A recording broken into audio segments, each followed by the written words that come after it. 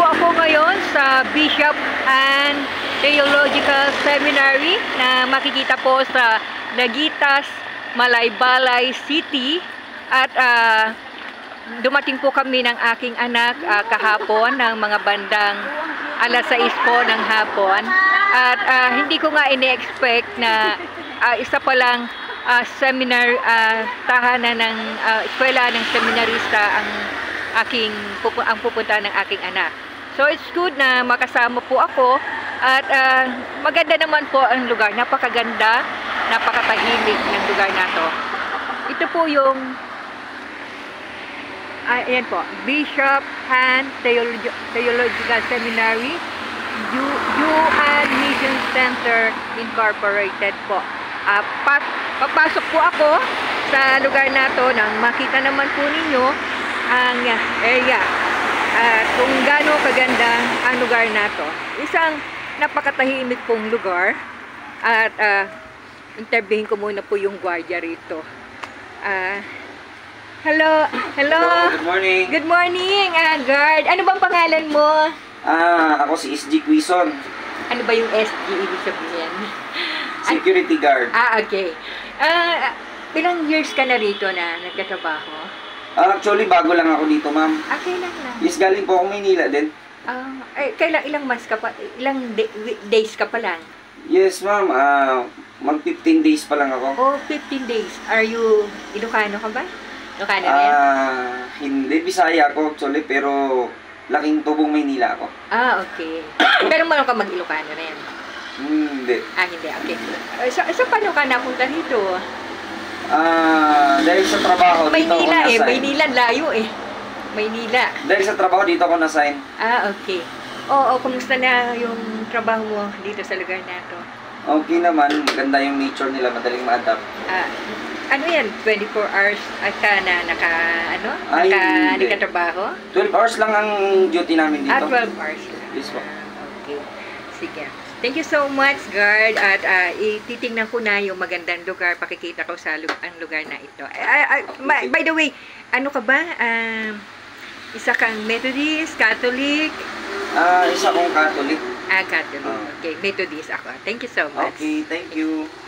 At ito po, pasyal po tayo. Ayan po, nakikita nyo. Ito yung malaki po nilang, yung anuhan po, lalagyan ng tubig. So, ang lalaki po ng puno, Ayan, ang taas po ng mga puno. Pagkataas-taas po ng mga puno.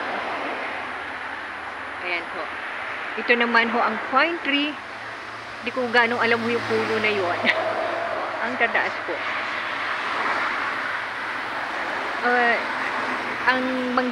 Ang puno ng papaya ay napakarami rin hong bunga, Ayan.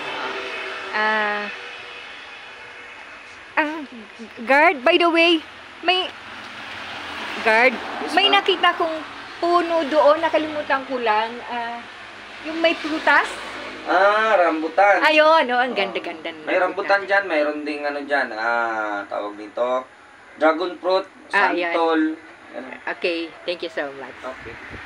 So, yun, alam nyo na, pagka may edad na po ay nalilimutan na po kung minsan dahil 63 years old na po ako ay siyempre sa dami rin ng iniisip po ay hindi ko na matandaan yung ibang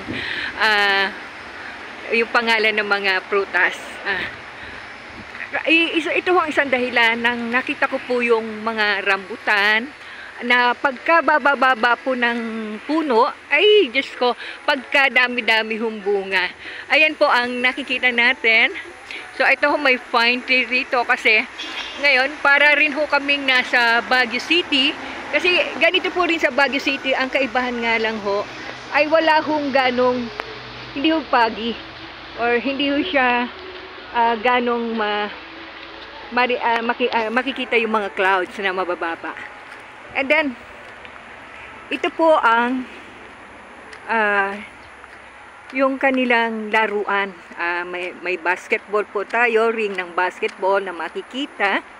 At bali, at pang volleyball din po. Dito ho, nagsisipaglaro or kung gustong merong ang balita ko nung nag-usap-usap kami kagabi ay meron hong palaro na mangyayari dito sa lugar na to.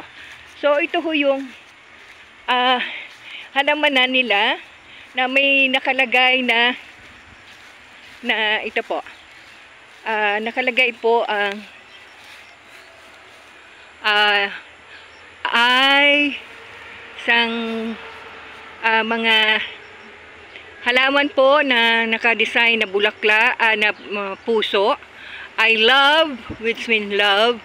Then, B-H-T-S.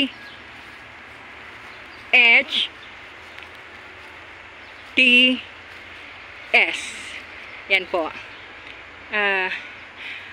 At ito po, ito yung parang auditorium ho nila. Maganda po.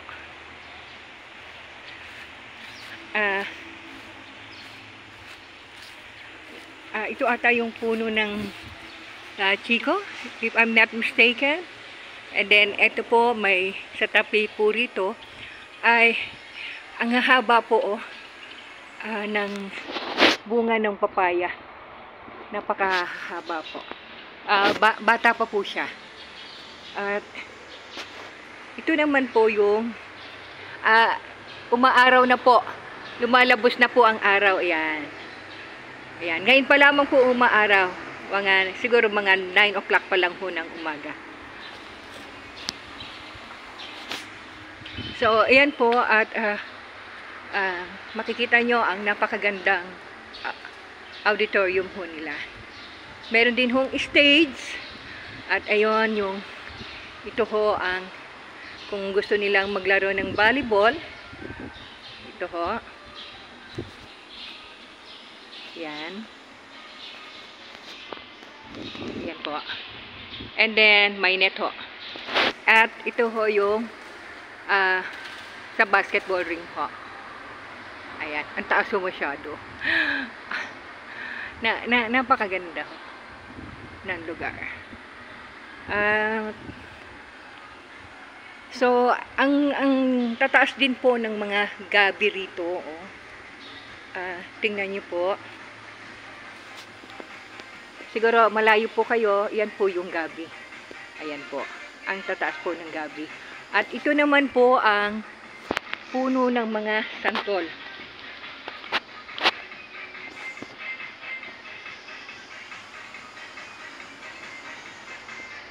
Yan po ang puno ng santol nila. Mataas din po, napakataas. Punta tayo uli, papunta na tayo para makita yung church po nila.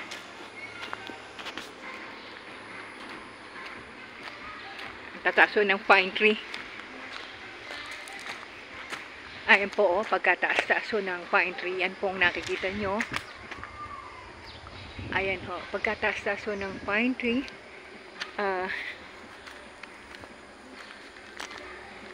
Ayan ho, ganda ho. Ay, naku, ano ba itong, ano na ito?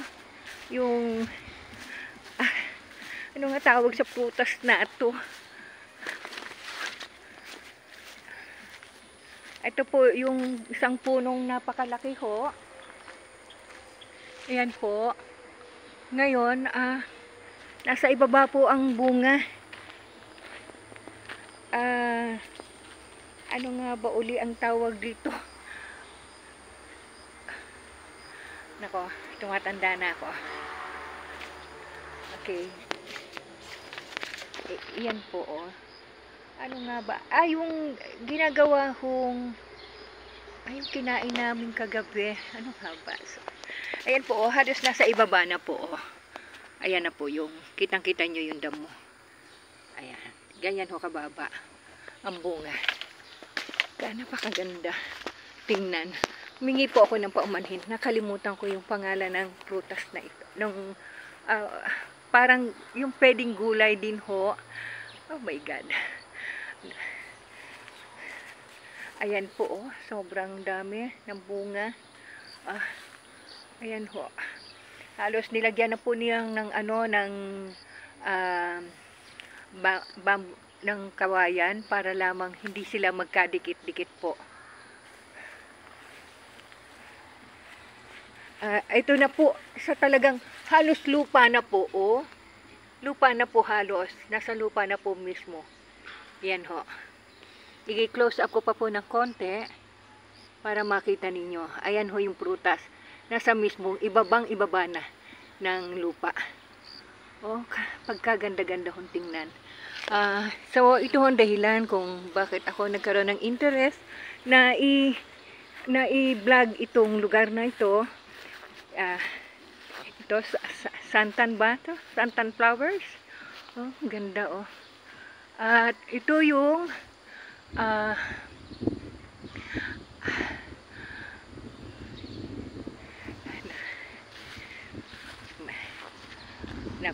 nagiging malilimutin na po sa katandaan. At ito naman po yung guava po. Ayan. Ito po, medyo malapit na rin pong mga ilang buwan pa. Buti pa sigurado ilang buwan to. Then, ito po yung malalaking guava na lumalaki ho ng husto. Ayan po. Ito ho, napakababa po. Lalayo po ako ng konti para makita nyo ho. Yan. Yan po yung guava. Pinutol pa ho nila sa yung ibang sanga para maging mababa na lang po yung pagkuha nila sa bunga. Ang ganda po. Pagkaganda-ganda ho tingnan. Para ho tayo nasa Baguio City. Ayan ho. Yung pine tree, ang dami hong pine tree. Ito ho ata ang kanilang eskwelahan. So, ito ho, hindi ko alam kung ito yung administrative office ng lugar nito. Kung baka dito nag-opisina yung director o yung namamahala dito sa eskwelahan na ito. Ang ganda po ng pagkakagawa rin ng building. Ayan po. At ito ang posibleng eskwelahan nila kasi ano ba yung nakikita ko na yan? Ayun po kung saan mayroon pong nakalagay na the Chaplain. Ayan po. The Chaplain, yung kwarto na yon. And then yan po ang building, ano ho. Ayan po. Ganyan po kalaki ang building. Ngayon, ito naman ay ang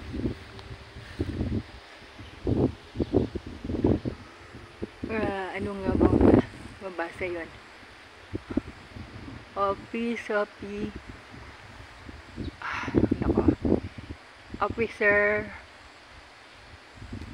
sorry po, hindi ko na po mabasa. Pero dito sa ibaba ay ang conference room. Yan ha. Sumisikat na ho ng gusto yung araw. Ito naman po ang classroom. Yan po ang classroom. At ito ho ang business office nila. Ito pagkalaki-laking puno yung kaninang pinakita ko ho. Nakalimutan ko kung anong tawag dito. Ito po yung nakita ko na ayan po oh. Meron pong mga bunga.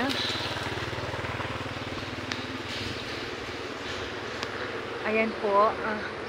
Yun po yung pinakikita ko. Ganito ho pala, lumalaki ho pala ng husto ng ganito kalaki yung itong puno na yon yung nakita ko ho. Sa pagkakaalam ko ho, ito ata hindi ho prutas, kundi isang pwedeng gulay. Nakalimutan ko lang po kung ano yung tawag dito. So, gusto kong makita po yung kung sino ho nagpapatakbo rito sa lugar na ito. Ito ho pala ang sinasabi nila main building ng Bishop Hans Theological Seminary is sponsored by Juan Methodist Church in Korea. So, Methodist Church, ano ho pala. At ito naman po ang Bishop Han Theological Seminary na mga officers. Ang pinaka-president po na nakalagay ay si Reverend Han Sang-ho Di Min, President Founder.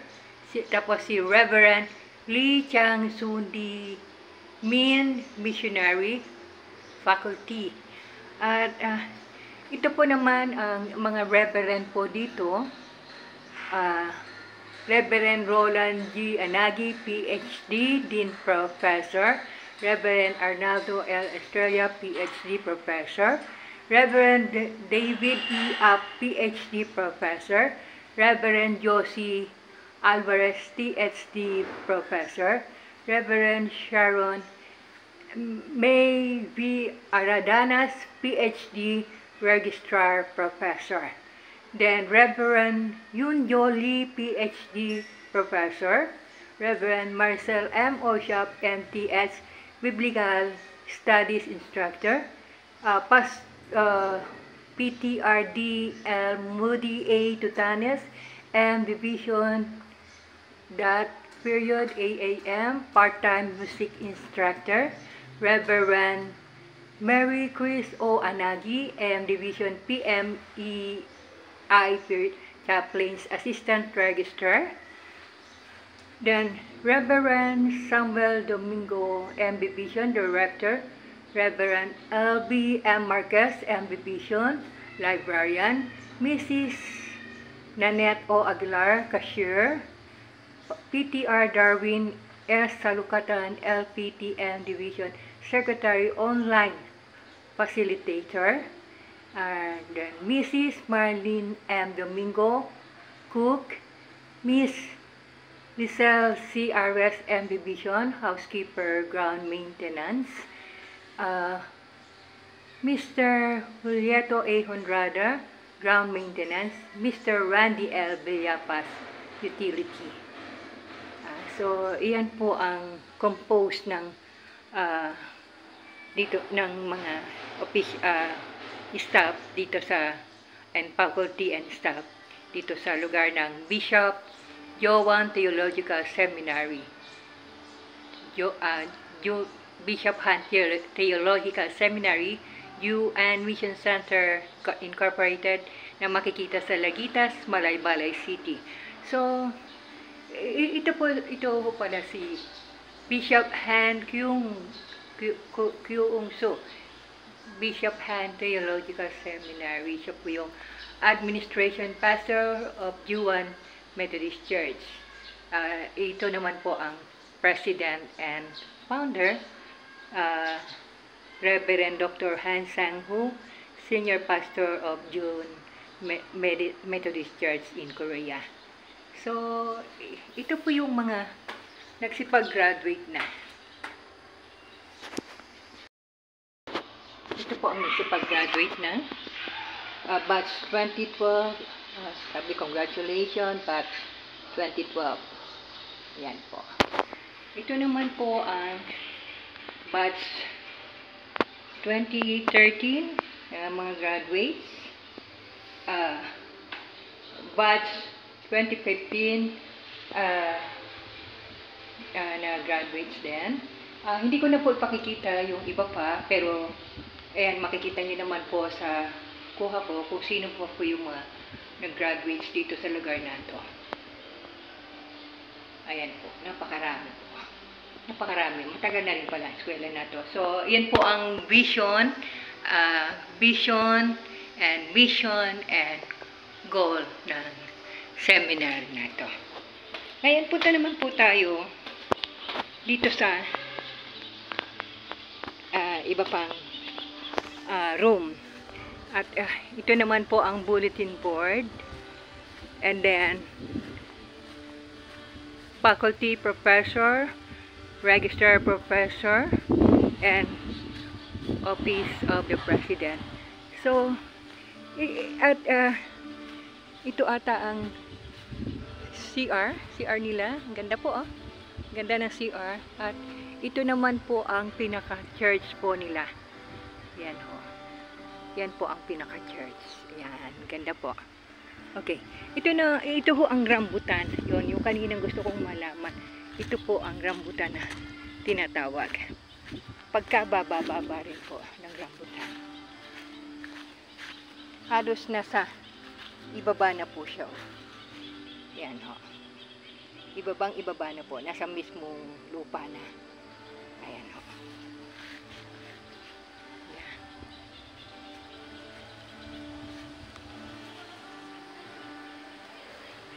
Naghihintay na lang po ng ilang at siguradong ilang buwan na lang ho ay pwede na hong kunin ang mga rambutan na to at pwede na hong kainin.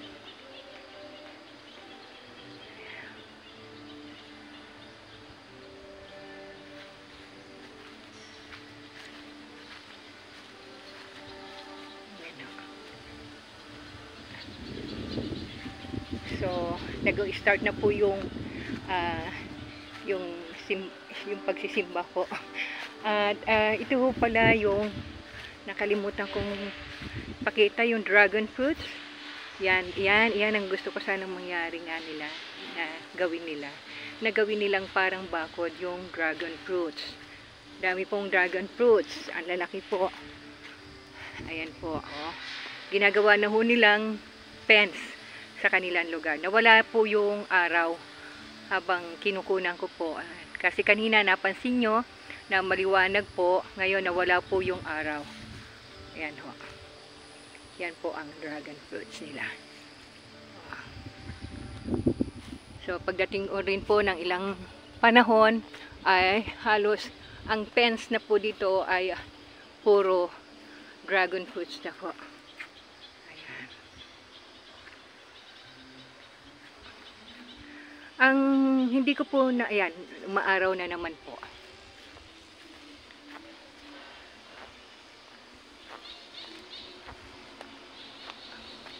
Ayan. Yan po ang dragon fruits. So marami na rin po doon sa banda doon. Lalo na po doon sa kung saan kami naka-dormitoryo at kung saan yung kainan ay makikita ninyo at yung mismong kung saan din ang tulugan nila at kung saan nagmamalansya yung mga tao. So ayan ho yung mismong simbahan nila. So hindi tatapusin ko na po ito kasi magsisimba na po at gusto ko pong makita kung paano po sila magsalita dito. So thank you for watching mga followers. Thank you so much. Sana mayroon kayong matutuhan sa mga ipinakita ko na ito. Wala po kasi nawawala po dito sa aking channel yung sa camera ko yung pwede kong i-close up ang sarili ko. Puro ang sa ngayon. Dati po meron ewan ko po kasi hinahako ako, sinasabutahe po ako ng mga salbahe. Kaya yun ho, nagiging pangit po ang dating ng aking cellphone. So yun lamang po. Thank you for watching.